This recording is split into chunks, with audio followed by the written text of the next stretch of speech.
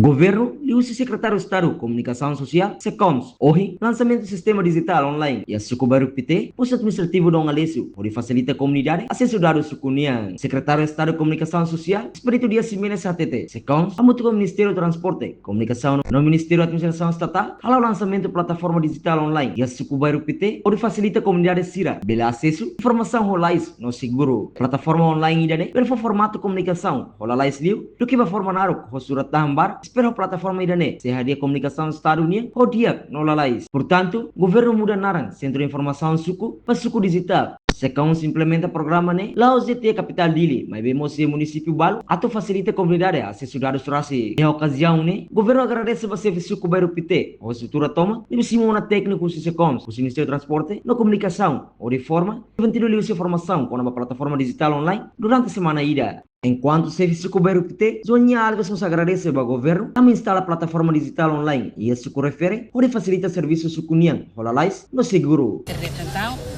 carga informação lá esli, bele também no website sucunia, bele rai a mensagem e suco pronto de bele responde a situação administração pública unia e liba a comunidade para PT e a 26 aldeia. Reportagem Amélia Babo, televisão Timor